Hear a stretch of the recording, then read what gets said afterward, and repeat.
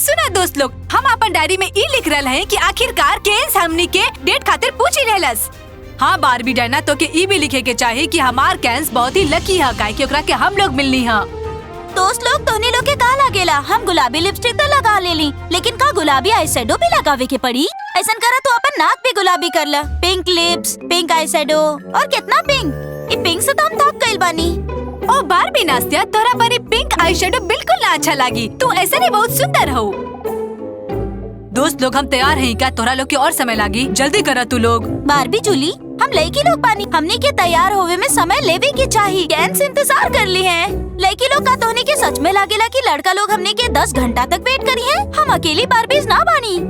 ओ Gigi बारबी, तू भी बहुत छोटा हो तो की बात के बिल्कुल भी पता ना आई कि बड़ा बारबी लोग कैंस तक 20 घंटा तक भी वेट कर ली है काहे कि वो लोग कैंस है और हम लोग बारबी, समझ गई तू?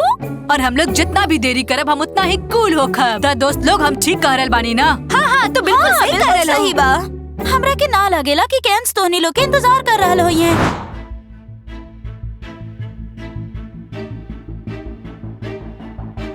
हमनी कब तक वो लोग के यहाँ इंतजार करत रहनी?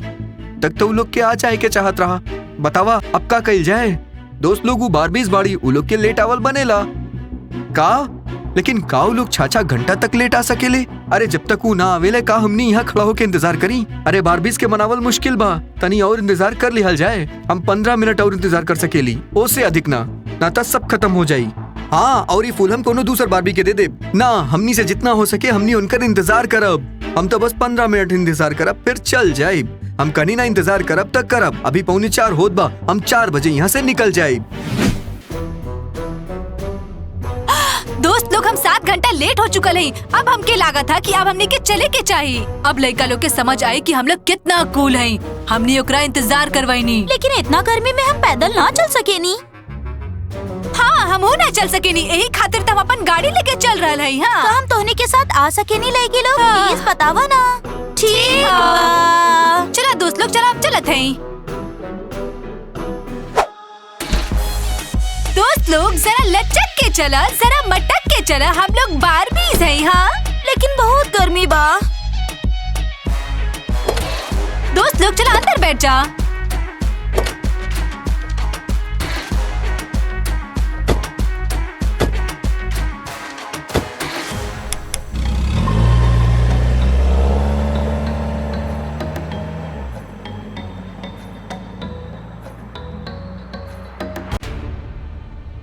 हमके चिंता होत बा कहीं वो लोग के कुछ हो तो ना गइल। चिंता कोना बात के, हमनी 7 घंटा से वेट करता नहीं। अब तो हद हो गई। बारबी बाड़ी का हम कोनो 7 घंटा तक इंतजार ना करे वाला बानी। ये ठीक नहीं के वो लड़की लोग बाड़ी। अच्छा ये बतावा का तू हम लोग के छोड़ के अपन बारबी के दोस्त बने चाहत बड़ा?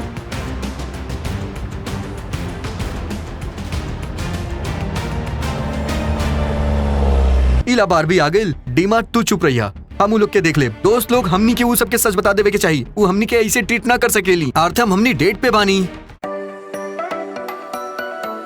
ओ इला लड़का लोग हम लोग आ गए नहीं, देरी तो ना भइल ना? हाँ बतावा, लगा था हम लोग जल्दी आ गए नहीं। हम लोग इतना जल्दी तैयार भइनी कि का बताएं। अरे हम तो आई शेडो भी ना लगा पाईनी। हाँ ये तो जिगरी दोस्त के जैसन बाड़े, बात करे में वक्त के पता ही ना चलल। गिगी बकवास बंद करा तू। अच्छा लड़का लोग, हम लोग मोटरसाइकिल पे कहाँ घूमे जा रहा है? बारबीज अपना खातिर दूसर केन्स ढूंढ ला। हाँ देखा गधी की तरह हमनी 24 घंटा तहार इंतजार ना करत रहा। अरे तू ऐसा काहे बोला तारा? डीमा तोहरा बारबी और हमनी के बीच में से केहू एक के चुने के पड़ी। हाँ बतावा, हम अपन दोस्त लोग के धोखा ना दे सकेली, हमके माफ कर दा। लड़का लोग ऐसा बात काहे कर रहे हो? हाँ लड़की लोगन के समय लागेला। हाँ ना ऐसा नहीं खे। इला अपन फूल और कबो दोबारा मुंह मत दिखाइहा।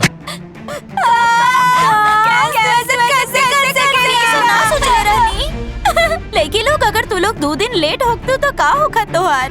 बाय दोस्त लोग। लड़का लोग रुका, लागत था तो के हमारे बारे में कोनो गलतफहमी भइल हा। अब सही या गलत उ तोहार प्रॉब्लम बा।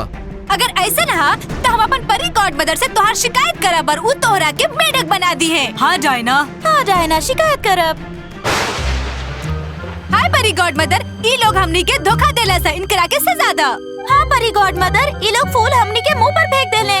परी आंटी ये लोग अपना आपके 30 मार्खा समझे लागल बाड़ी। लोग डेट खातिर 7 घंटा लेट आईली। 1 मिनट रुका, हमरा के शुरू से बतावा। लड़की लोग तैयार होवे में बहुत टाइम लगेली। 7 घंटा लेट गईली लोग। लोग। लड़का लोग पहले ही थक गए और अब डेट पे जाए से मना कर रहे गिगी, बस करा। लड़का लोग का यह बजा बा इनके मुंह पर फूल फेंके के शर्म के बात बा। हम कले रहनी ना दोस्त लोग की वो लोग लड़की लोग बड़ी और चलेला ना वो नहीं की। हाँ, हम लोग हैं। बारबी शांत हो जा, हम धोनी के साथ बानी।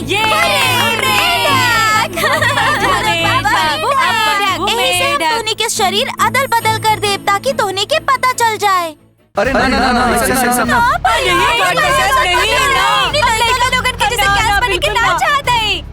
एक दो तीन शरीर बदल जाए। अरे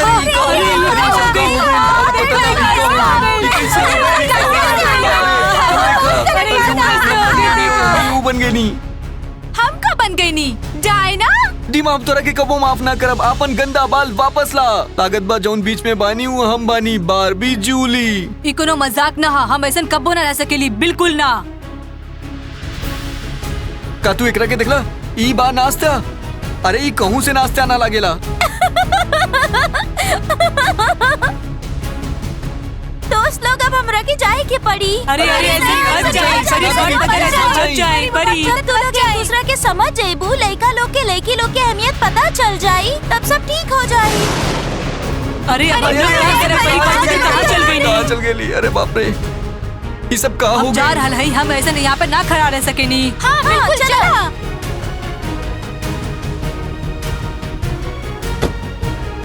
अरे अरे सुना, अरे रुक जा, अरे हमारी बात तो सुना। अरे सुना, रुक जा, हमारी बात तो सुना। हमके डीमा ना बने के बा, हमके अपन हेयर वापस चाहिए। हमके भी अपन सुंदर ब्लॉन्ड और करली हेयर वापस चाहिए। तू लोग कोस्तिया के देखला, वो बिल्कुल जूली ना लागत रहे, वो तक कोस्तिया ही बा। लड़का लोग हम यहाँ गर्मी में खड़ा खड़ा था कल बानी, अब चलो यहाँ से। गिगी यहाँ सुना, के बात देखा, हम समझ रहे तू नहीं लगे बानी। देखा देखा देखा देखा। हाँ चलो ठीक बा ठीक बा। अरे हम सब कुछ समझे ली, लेकिन हम एकरा कैसे चला सकेली? हम तो बिल्कुल भी ना। अरे हाँ, इतना गुलाबी भी नहीं खे, इतना सुंदर भी नहीं खे। चला ट्राई करके देखल जाए। ओकरा धक्का मारा तनी जोर से, और जोर से नाश्ता, और जोर से। लेकिन दोस्तों अब भी हमनी बारबी ही बानी। हाँ हाँ, ये छोट बाल के साथ। और हम तो बारबी ही बानी।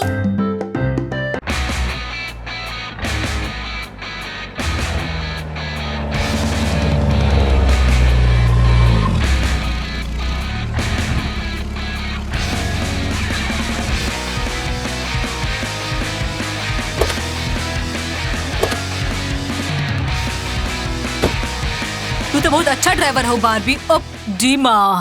हाँ हम चलावा चलो हम तानी। धक्का मार रहल बानी। चला हम धक्का मारा तानी। देखा हमने गिगी के पीछे कर दे। अरे तू बहुत भारी बाड़ा। हाँ पहुंच गई नी, हाँ पहुंच गई नी। हम क्या एक स्टैंड पे लगावे के पड़े ताकि ये गिरे ना। हाँ हाँ कैसे? ओकरा तनी दबावा। अरे लेकिन कैसे? अरे ओकरा ना एकरा लावा हम कर देई। हाँ तू कर दा। जूली हाँ, ये बहुत पकड़ा। स्मार्ट भी यार। सच कहीं तो तू बहुत ज्यादा स्ट्रांग बड़ा। अरे तू का कहा तारा? हम जूली बानी। चलो यहाँ से थोड़ा एकरा के काट ले जाओ। हाँ? बस बंद करा और बतावा कितना काटे के हम एकरा काट देत हई। अरे रुको, पहले सोच तो लेवे दा। अगर ज्यादा कट गई तब ओकरा वापस चिपका ना पाई।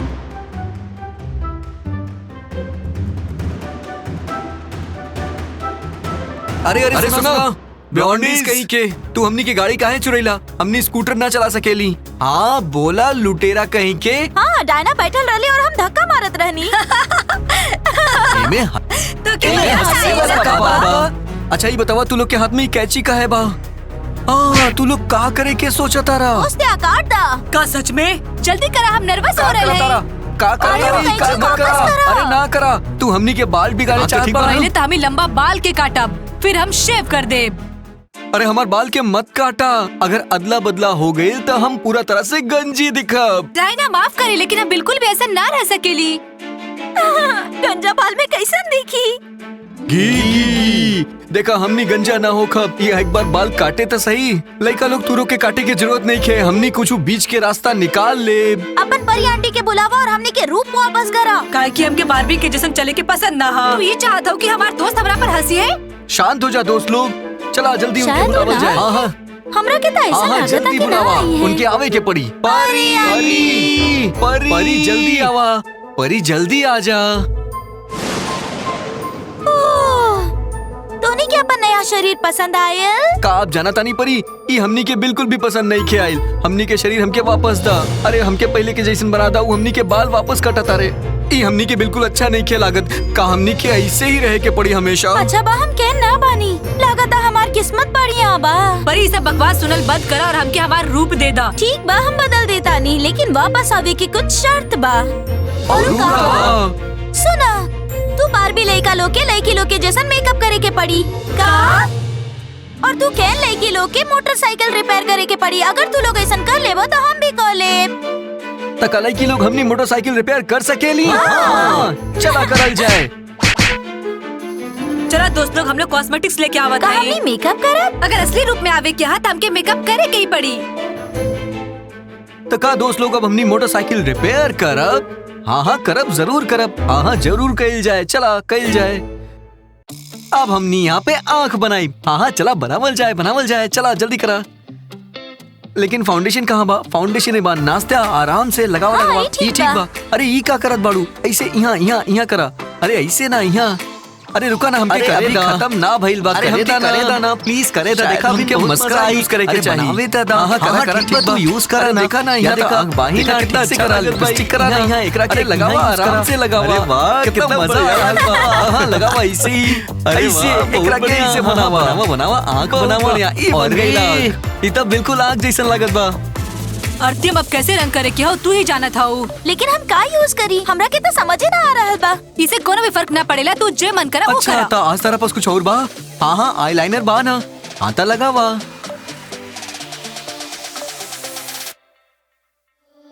अरे यहाँ शेड करा। हाँ थोड़ा जल्दी करा। हाँ ठीक बा, कर रहल बानी। लेकिन अर्तियम थोड़ा अच्छा से करिया। हाँ बहुत बढ़िया। अरे वाह बहुत बढ़िया। अरे वाह बहुत बढ़िया। अरे रुका हमारा भी तनी बाकी बा।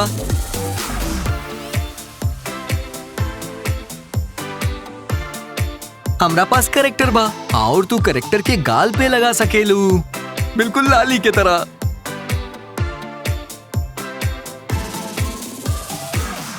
अरे हाँ खत्म हो गई। अरे वाह हो गई। अरे वाह बहुत बढ़िया लगा। चला हम तैयार हैं। हमनियो तैयार बानी। पहले हमारे साथ असन कब्बो ना भइल हा। तू कौन सा रंग लगैलू हा? हाँ काहे तो के का लागत लड़की बनल इतना आसान बा?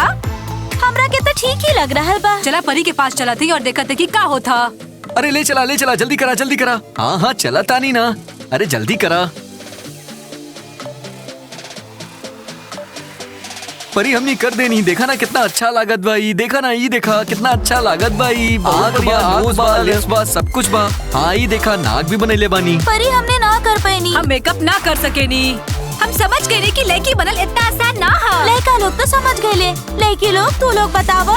परी नहीं हमने कर कर देनी, सकेली। देखी। तो सब कुछ साफ बा ना। लड़की लोग का लड़का बनल आसान बा। लड़की लोग का लड़का बनल आसान हा। परी लड़का बनल बिल्कुल भी आसान नहीं खे। लड़का लड़की बनल आसान बा की ना? परी हमके हमार शरीर वापस दे दा। ये बहुत मुश्किल मेकअप बा। खातिर हमके 1 घंटा से भी ज्यादा समय लग गई। हम समझ गए ला। तोनी के मेकअप करे में 1 घंटा लग गई। तो सोचा लड़की लोग खातिर कितना मुश्किल होखत होई। समय तो लागेला। सुना परी आसान होखे या ना होखे, लेकिन हमनी के शरीर वापस कर दा। आपन अंतिम डिसीजन बतावा। शांति? हाँ ठीक बात। आज से लड़ाई बिल्कुल ना।